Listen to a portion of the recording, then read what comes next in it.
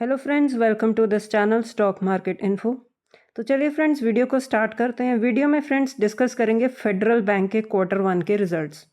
तो कैसे रहे बैंक के रिजल्ट्स, तो उसी को डिस्कस करते हैं। सबसे पहले फ्रेंड्स मैं आपको ना मार्केट का रिएक्शन दिखा दूं। जैसे कल ड्यूरिंग द मार्केट पीरियड तभी जो है रिजल्ट्स आए थे, और रिजल्ट्स कैसे रहे ये मार्केट ने ही बता दिया, क्योंकि जिस पॉइंट पर रिजल्ट आया आप देख सकते हो उससे पहले जो है एक फ्लैटिश टाइप का ट्रेड कर रहा था शेयर। जिस पॉइंट पर रिजल्ट आए आप देख सकते हो एक अच्छी तेज़ बाइंग हुई शेयर में। और फ्रेंड्स शेयर ने जो क्लोजिंग भी दी है टॉप लेवल पर दी है। तो इससे क्या पता चलता है फ्रेंड्स कि मार्केट को ना रिजल्ट्स अच्छे लगे। तो सबसे ज़्यादा फ्रेंड्स इंपॉर्टेंट रिएक्शन होता है मार्केट का, क्योंकि ये जो रिएक्शन बनता है ना वो कैसे बनता है, क्योंकि जिस पार्टी के पास जो लाखों करोड़ों के नंबर ऑफ शेयर्स है ना, अगर उनको शेयर्स अच्छे लगे, मतलब उनको रिजल्ट्स अच्छे लगे, तो वो क्या होता है, एक अच्छी बाइंग आ जाती है शेयर में। और रिजल्ट्स अगर ख़राब हैं तो गिरावट आ जाती है। तो मार्केट का रिएक्शन ही सुप्रीम रिएक्शन होता है। और अगर ड्यूरिंग द मार्केट ही रिजल्ट्स आ जाएं तो एक हमें इमीडिएट एनालिसिस पता चल जाता है कि रिजल्ट्स कैसे थे। तो सबसे पहले फ्रेंड्स मैं आपको इसीलिए दिखा रही हूँ कि मार्केट को रिजल्ट्स अच्छे लगे। और फ्रेंड्स अब डीपली एनालाइज कर लेते हैं कि रिजल्ट्स कैसे हैं। जैसे कि आप देख सकते हो कि स्टॉक में एक अच्छी तेज़ी बन गई, क्योंकि रिजल्ट्स अच्छे थे, जैसा हमने देख ही लिया मार्केट का रिएक्शन। क्योंकि जो इनकम की ग्रोथ हुई है वो बैंक की बहुत ही अच्छी हुई है, और एसेट क्वालिटी भी जो है वो भी स्टेबल है। तो फ्रेंड्स थोड़ा इसको डीपली एनालाइज कर लेते हैं इस रिजल्ट्स को। जो बैंक ने फ्रेंड्स नेट इंटरेस्ट इनकम होती है, मेजर जो इनकम सोर्स होता है बैंक का, उसमें फ्रेंड्स जो आप देख सकते हो कि 26% की ग्रोथ आई है ईयर ऑन ईयर बेसिस। जैसे कि आप देख सकते हो इस साल जो नेट इंटरेस्ट इनकम है वो है 2946 करोड़, और वही इनकम फ्रेंड्स पिछले साल थी 2336 करोड़। तो year on year basis net interest income में एक अच्छी तेज़ी है। नेक्स्ट है फ्रेंड्स, अगर नेट प्रॉफिट की बात करें उसमें भी फ्रेंड्स तेज़ी है, वो है 36.5% ईयर ऑन ईयर बेसिस। और इस साल अगर आप देख सकते हो इस क्वार्टर में जो नेट प्रॉफिट आया 1177 करोड़ है, वही जो नेट प्रॉफिट पिछले साल था वो था 862 करोड़। तो इंटरेस्ट इनकम और प्रॉफिट्स दोनों के ही फ्रंट पर जो है इनकम जो रिजल्ट हैं बैंक के वो बहुत ही अच्छे हैं। और ये तभी पॉसिबल है फ्रेंड्स अगर जो कंपनी है, बैंक है, उसकी एसेट क्वालिटी इंप्रूव हुई है। एसेट क्वालिटी का मतलब होता है फ्रेंड्स एनपीएस। कोई भी फाइनेंशियल ऑर्गेनाइजेशन या कोई भी बैंक सक्सेसफुल तभी, उसके रिजल्ट्स तभी अच्छे हैं अगर उसके जो हैं प्रोविजंस हैं वो कम है।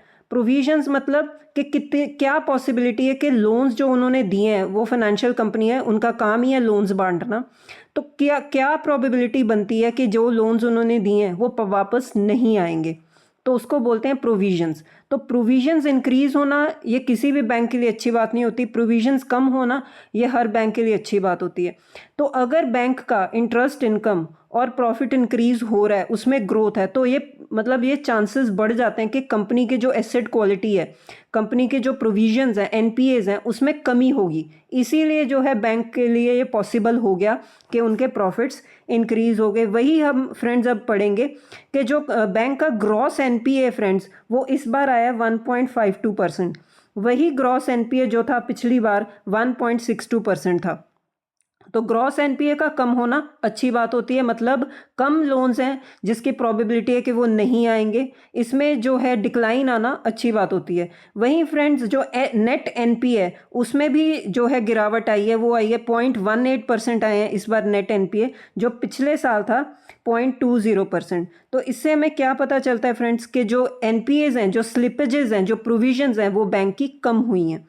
अगर आप फिगर वाइज भी देखो तो नेट एनपीए की जो फिगर है वो है इस बार 506 करोड़, जो पिछले साल थी 569 करोड़ इन अप्रैल क्वार्टर। तो इससे हमें क्या पता चलता है कि कम से कम लोन्स जो हैं वो ऐसा चांसेस बन रहे हैं कि नहीं आएंगे। तो प्रोविजंस का कम होना, एसेट क्वालिटी का इंप्रूव होना, इसके चांसेस जो है प्रोबेबिलिटी फिर बढ़ जाती है कि जो कंपनी के रिजल्ट्स भी हैं वो अच्छे आएंगे, वो हम देख भी रहे हैं।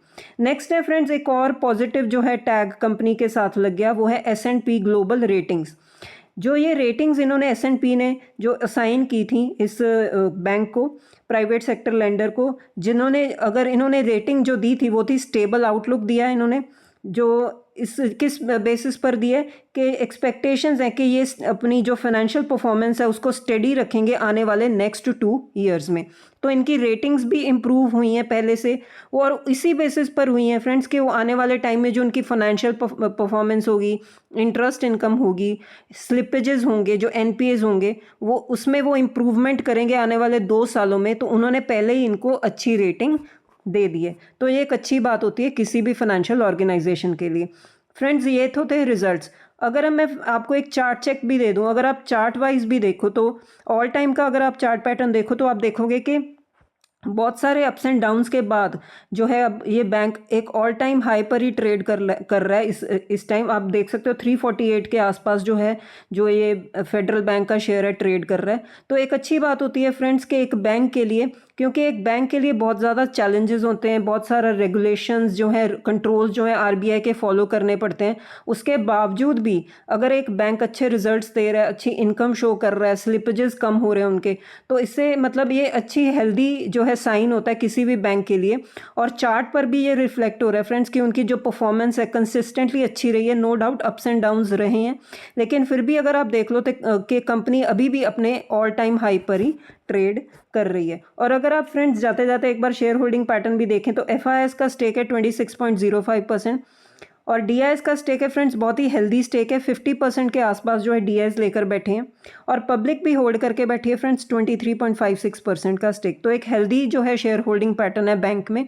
तो अगर आप चाहो तो इस रिजल्ट के बेसिस पर आप इस बैंक को स्टडी कर सकते हो। तो ठीक है friends, it was all about this video. अब मिलते हैं नेक्स्ट वीडियो में। Till then bye bye.